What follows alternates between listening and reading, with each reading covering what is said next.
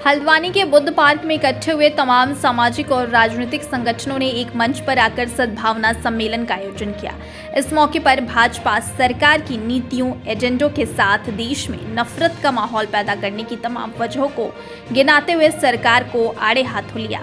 इस दौरान तमाम लोगों ने कहा कि आज देश में नौजवानों के पास रोजगार नहीं है, जाति धर्म के नाम पर उन्हें उकसाया जा रहा है, गलत तरीके से देश की अखंडता और संप्रभुता को रौंदा जा रहा है, जिससे हमारे विकासशील देश की जड़ें खोखली हो रही हैं। वक्ताओं ने स्पष्ट रूप से कहा कि समुदाय विशेष के लोगों को टारगेट किया जा रहा है, जिससे देश में कभी भी माहौल असामान्य हो सकता है।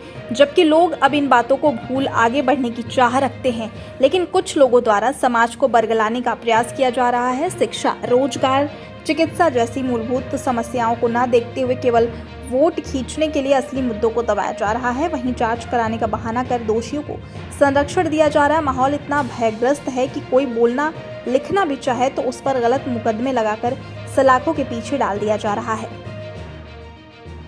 जिस तरीके से गंगा जमुनी तहजीब को छिन्न भिन्न किया जा रहा है और जिस तरीके से भारत के सामाजिक ताने बाने के संग छेड़छाड़ हो रही है, उन सब चीजों को लेकर एक बुद्धिजीवी वर्ग जो है चिंतित है और उसी को लेकर बैठक है। किस तरीके से बीजेपी के डिवाइड एंड रूल के जो सिद्धांत है उससे हम कैसे मुकाबला करें और हिंदुस्तान को कैसे हम बचाएंगे।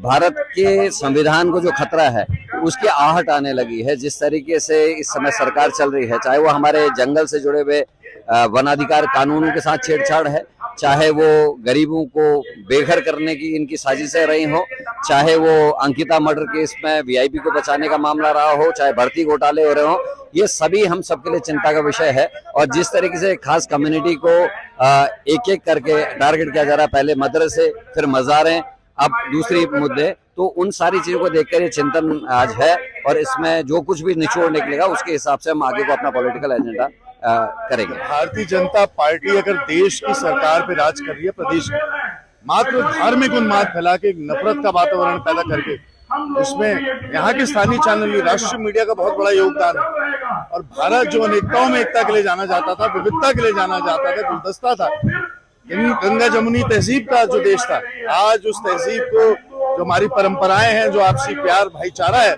उसको तोड़ के उसमें नफरत का जो घोल मिला है, उसके लिए आज ये जो सद्भावना बैठक हुई हमारे उत्तराखंड में, पुरोला से लेकर कमलवा गांजा तक इतनी सारी वारदातें हो गई जिसमें अल्पसंख्यक लोगों को, कमजोर लोगों को, दलित वर्ग को टारगेट करा जाता है।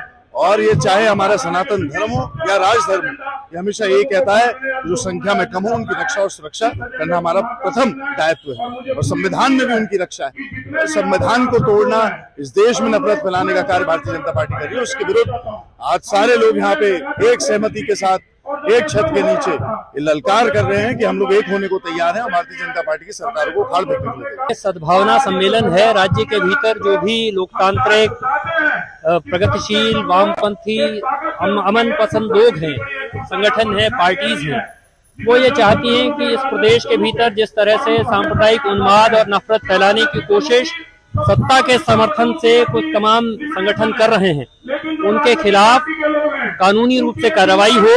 हम ये समझते हैं कि यदि कोई अपराध करे तो उसके खिलाफ कानूनी तरीके से कार्रवाई हो, लेकिन अपराध का वितंडा खड़ा करके किसी को भी प्रदेश के भीतर उन्माद पैदा करने की छूट नहीं होनी चाहिए, हिंसा और घृणा का माहौल बनाने की छूट नहीं होनी चाहिए।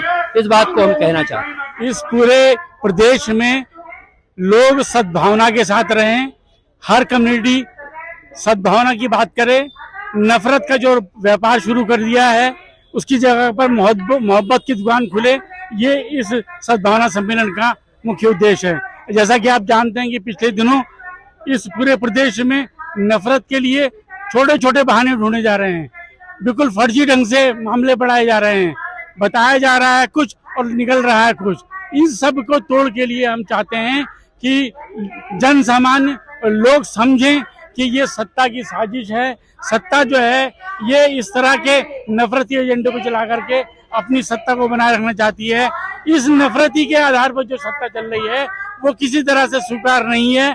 जनता को जागरूक करके हम इस सत्ता को बताना चाहते हैं कि इस तरह सत्ता नहीं चलाई जाती।